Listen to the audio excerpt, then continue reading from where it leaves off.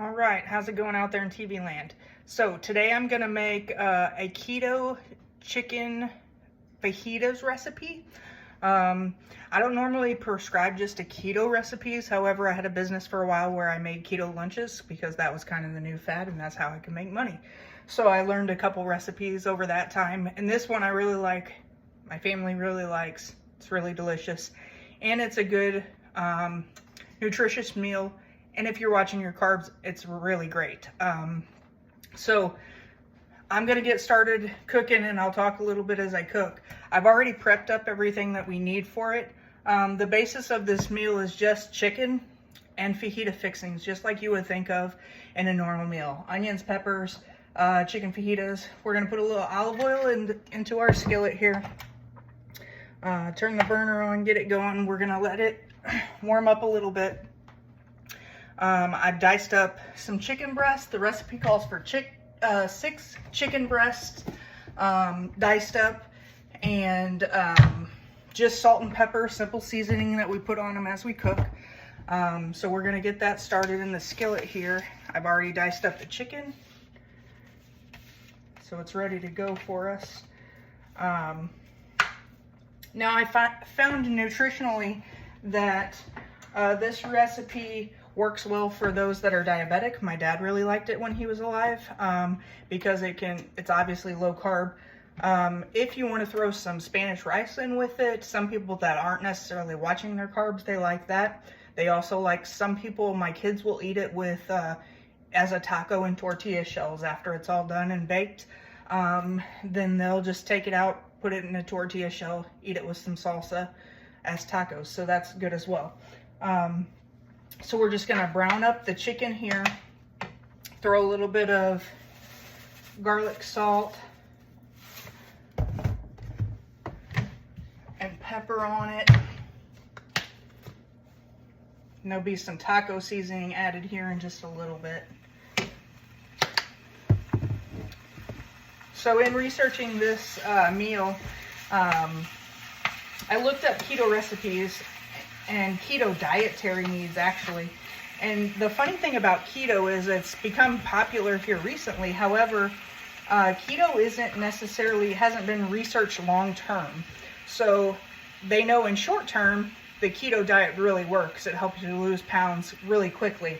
The thought process behind it is it's loaded with fats. You take in a lot of fats on the keto diet, but low carbs. So your livers produce those ketones that put you in ketoacidosis, and then it burns that fat off that's stored, which sounds like a great idea. However, let me turn this down. It's kind of overriding my voice.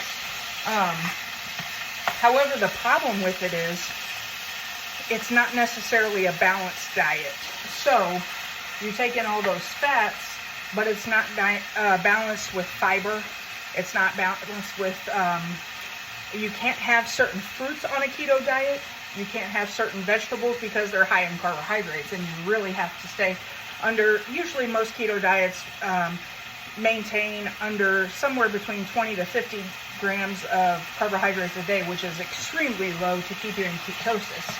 So a lot of doctors won't tell you to eat strictly keto. Now, in our household, we don't eat necessarily strictly keto. We do kind of watch our carb intake. We do eat a lot of fruits and vegetables, so that knocks us out of the keto diet kind of thing. However, my kids really like bananas, and there's like 27 grams of carbohydrates in a single banana. So we're not necessarily keto fanatics.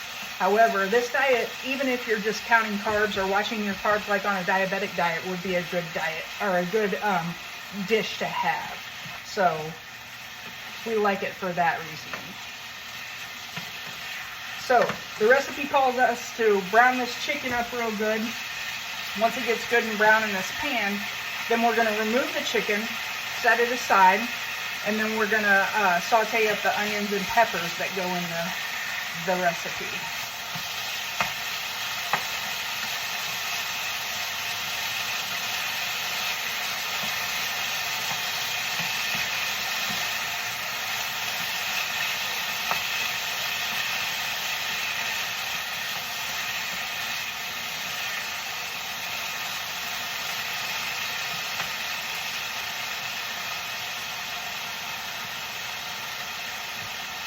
keto diet also is not necessarily great for those that are on any kind of renal restriction. My dad had renal restrictions to his dietary needs as well as diabetic.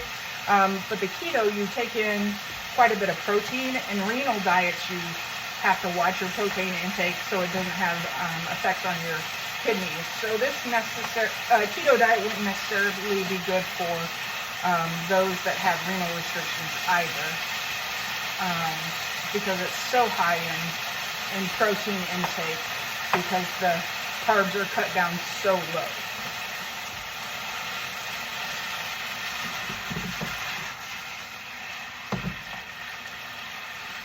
Alright, we'll let this saute just a minute or two longer, make sure it gets good and done. And we're going to slip it in the oven, so even if they're not done all the way in the center, the chicken will cook the rest of the way while it's in the oven here in a little while. So, I'm not extremely worried about it cooking through. A lot of people get worried that you have to cook it all the way through in this process, and you really don't, because we're going to stick it back in the skillet for a few minutes here in a little while. Then we're going to put it in the oven for about 15 to 20 minutes, and it'll get cooked in that process as well. So, we're going to go ahead and remove it from the heat here, set it aside.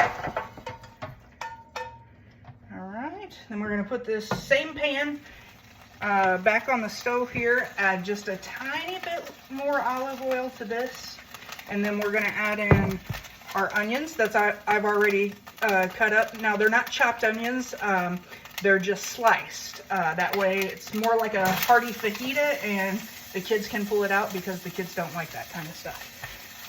Same with peppers. The recipe calls for 4 bell peppers, and they tell you to use pretty colors. I don't really care about the colors. My wife likes the small peppers that are red and orange and yellow, and so that's the kind that we normally buy to put in this recipe. I've sliced them up real thin, and we're going to saute them down with the onions as well.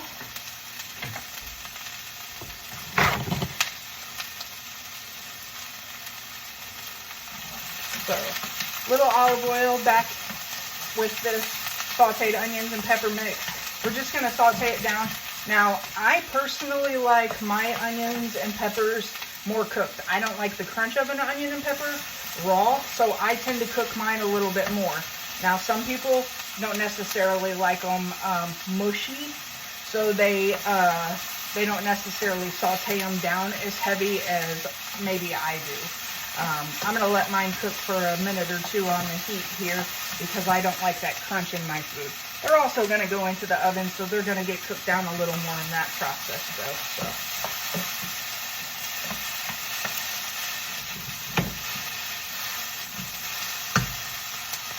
Alright, now we're going to, the recipe calls for 4 ounces of cream cheese, so we're just going to slip that into the skillet here with our onions and peppers.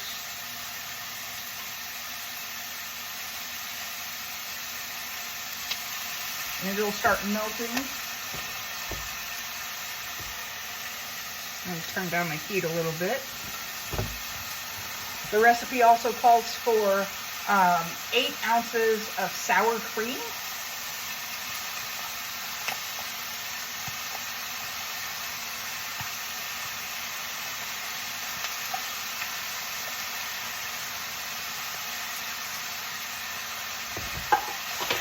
So we're going to stir that around with our mix here. And then it calls for a pack of taco seasoning. Now, some people use the regular, they make their own taco season with different seasonings and cumin and things like that. Because they say that this is higher in sodium. You can get a low sodium taco seasoning if you're on some sort of low sodium diet.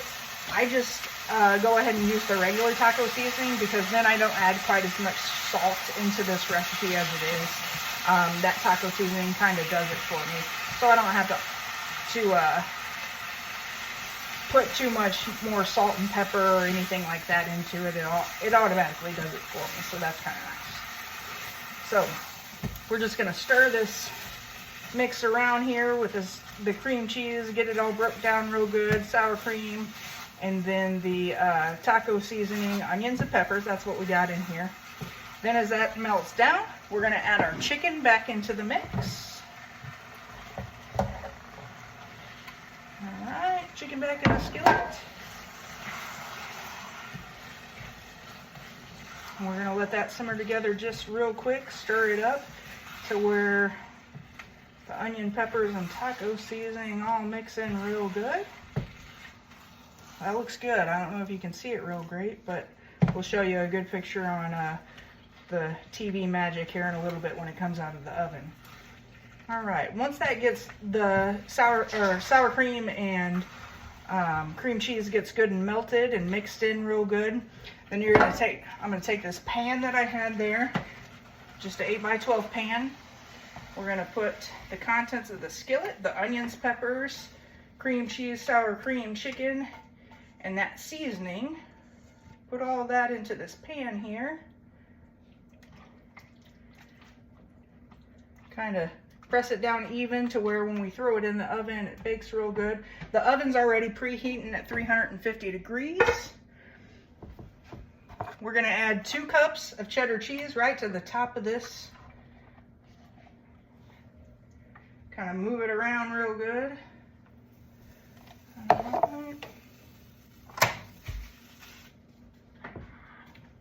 All right, now that we got our cheese added, I'll show you this real quick. Our cheese is added to our chicken. Well, if I can get this going, to our chicken and cheese mixture. I'm gonna set you back over here again. Sorry about all that moving. Hope it didn't make you sick. All right, now this is gonna go into the oven. Set at 350 degrees. It's gonna bake about 15 to 20 minutes, and then we'll be back from TV Land to show you the finished product, either way, because it's a project. So we'll be back to show you that. Hang on just a sec. All right, we're back after the 20 minutes in the oven. It's fantastic TV time. We can do this pretty quickly. So I'm gonna grab this out of the oven and show you our finished product here. All right, check this out. I know you can't see it well yet, but I'll show you. All that cheese and goo and goodness. All right, chicken fajita casserole, keto low carb. It's all done. Nutritional facts and my links to the research I did on the keto diet and diabetic issue diet to follow. Thanks. Bye.